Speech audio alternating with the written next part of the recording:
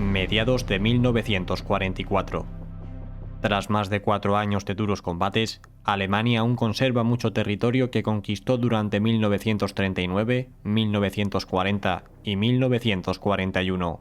Si bien ha sido desde finales de 1942 cuando comenzó a perder su territorio, estos retrocesos han sido siempre más o menos ordenados y por fases.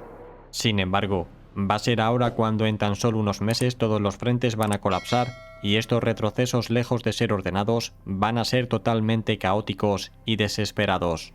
Pero, ¿por qué ocurrió esto?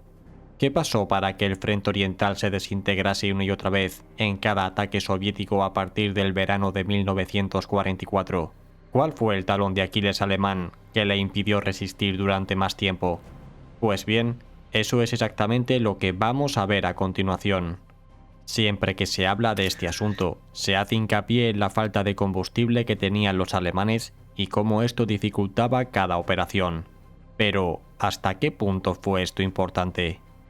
Una de las principales características de la Segunda Guerra Mundial fue la motorización de los ejércitos y con ello la gran capacidad para la maniobra y movilidad que ganaron. Si bien el principal ejército que integró este concepto fue el alemán, a lo largo de la guerra tuvo que ir abandonando este elemento mientras veía cómo sus enemigos lo adoptaban. Sin embargo, esta falta de combustible que se hizo especialmente crítica a partir de agosto de 1944 no afectó únicamente a las divisiones terrestres, que cada vez más se convertían en divisiones estáticas con una nula movilidad, sino que también afectó a la Luftwaffe. Y es que a pesar de que pocas veces es tenida en cuenta, la aviación suele ser el elemento clave para ganar cualquier batalla terrestre, pues con ella puedes hostigar e impedir que tu enemigo envíe refuerzos a la zona que estás atacando. Así pues, y si bien no contar con combustible te puede aislar y fijar al terreno, también provoca que tus nuevos reclutas cuenten con menos formación, debido a que el escaso combustible se necesita en el frente y no se puede destinar a las academias. Por citar un ejemplo, ya a principios de 1944, el combustible destinado a la formación de un conductor de motocicleta era de 10 litros de gasolina, mientras que para un vehículo ligero era de entre 40 a 60 litros. Esto provocó que los nuevos conductores de vehículos, de carros de combate o de aviación, estuviesen cada vez peor entrenados y que por lo tanto su valor combativo no hiciese más que descender. Antes de entrar a valorar las nuevas características del ejército alemán durante esta etapa final del conflicto, analicemos por qué se produjo este drástico descenso en la obtención de combustible por parte de los alemanes. Hay que indicar que los alemanes obtenían su combustible de 3 fuentes principales. La primera eran los yacimientos rumanos de Ploiesti, y la segunda y tercera eran sus propias plantas de combustible sintético en Alemania y otro yacimiento menor en Hungría. Si bien hasta 1944 la producción de estas 3 fuentes se había mantenido a un ritmo aceptable para el desarrollo de las operaciones, a pesar de ser 30 veces menor que la de sus enemigos, todo cambió en dicho verano de 1944. En primer lugar, las plantas de petróleo sintético alemanas fueron atacadas por la aviación aliada a partir de los meses de abril y mayo y redujeron su producción en hasta un 90%. Por otro lado, durante el mes de agosto de ese mismo año el Ejército Rojo inició su ofensiva final contra Rumanía, provocando que los rumanos se sumasen al bando soviético. Esto hizo que los alemanes perdiesen los vitales yacimientos de petróleo de Ploiesti, que suponían más de 41.000 barriles diarios de los 45.000 que Alemania había estado obteniendo de todas sus fuentes hasta esa fecha. Es decir, que entre los meses de abril a septiembre de 1944, Alemania perdió casi el 95% del petróleo que hasta hacía poco había estado obteniendo. Tras dar estos datos, muchos se estarán preguntando cómo pudo Alemania aguantar semejante pérdida. La respuesta a esto es que Alemania contaba con una gran reserva de combustible durante los meses de abril a junio, debido a que ya no habían vuelto a lanzar ninguna gran ofensiva, que era cuando su gasto de combustible aumentaba.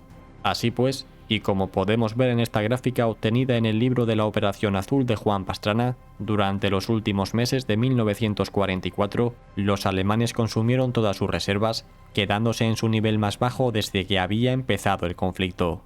A partir de aquí, la situación se fue volviendo más y más complicada por momentos, y muchas veces el principal problema para los alemanes no era ya la falta de carros de combate o aviones, sino la falta de combustible para poder utilizarlos. Esto llevó a que todas las ofensivas lanzadas a partir de finales de 1944, como la de las Ardenas, Norwin, Solsticio o Despertar de Primavera, se hiciesen con una reserva de combustible para apenas unos días. Esto, como es evidente, hizo que cualquier ofensiva alemana careciese de capacidad para efectuar una gran profundidad y que la tendencia a estancarse tras 1 o 2 días de ataque fuese la norma general. Sumado a una tropa cada vez menos instruida y a un escaso apoyo aéreo, el resultado del ataque estaba prácticamente resuelto antes de que dicha operación comenzase. Si bien esto es lo que ocurría cuando hablamos de las últimas ofensivas, veamos ahora lo que pasaba cuando los alemanes estaban en modo defensivo.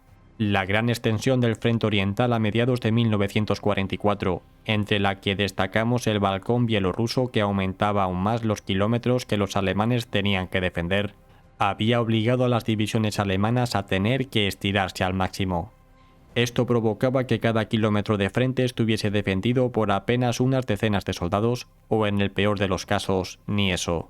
Además, llegados a este punto tenemos que indicar que también se había perdido toda capacidad para organizar defensas en profundidad, tanto por la falta de medios y efectivos para ello, y debido a las órdenes cada vez más rígidas que llegaban desde el cuartel del líder alemán. Así pues, el sistema defensivo alemán se convirtió en un débil cascarón, con cada vez menos reservas blindadas en su retaguardia que fuesen capaces de taponar las penetraciones soviéticas. Y es que si bien la capacidad de respuesta de las divisiones Panzer alemanas era cada vez menor, debido a la falta de combustible y al hostigamiento aéreo enemigo, la situación de las cada vez más estáticas divisiones de infantería alemanas era todavía peor. Para esta fecha, la gran mayoría de divisiones de infantería alemanas habían perdido su capacidad para la ofensiva y se trataba de unidades estáticas sin ningún tipo de vehículo motorizado y con una dependencia total de los caballos para moverse. Si bien esto no puede parecer un problema grave si se analiza de forma independiente, sí que lo es cuando lo comparamos con las divisiones mecanizadas y motorizadas enemigas a las que tenían que enfrentarse. Básicamente, esto provocaba que una vez roto el frente por parte de los soviéticos, las unidades alemanas fuesen quedando aisladas en sus emplazamientos defensivos debido a que no tenían capacidad ni para atacar a las vanguardias soviéticas ni para replegarse a la misma velocidad a la que su enemigo avanzaba. Además, debido a la falta de medios de transporte adecuados, mucho equipo pesado tenía que ser abandonado y los hombres que finalmente conseguían llegar hasta la nueva línea alemana lo hacían prácticamente sin equipo.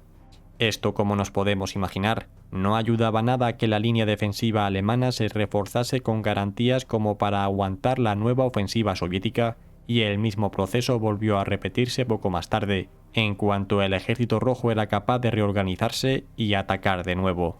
Así pues, esta precaria situación fue la que marcó y determinó la mayoría de las últimas batallas del frente oriental, en el que la falta de combustible, la imposición de las divisiones estáticas, la pérdida del dominio aéreo, la peor calidad de la tropa y la debilidad de las divisiones Panzer hicieron que la Wehrmacht retrocediese unos 1000 kilómetros en 10 meses, concluyendo su lucha en Berlín.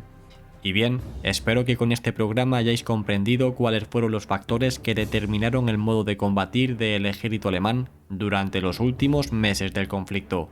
Si queréis ampliar esta información, os dejo en la descripción el programa que subimos hace poco sobre cómo fueron las últimas ofensivas que lanzó el ejército alemán, que tanto gustó. Gracias a todos por formar parte de esta comunidad, especialmente a los patrocinadores que hacéis esto posible. Suscríbete y comparte este programa si te ha gustado y nos vemos como siempre cada miércoles y domingo. Hasta pronto.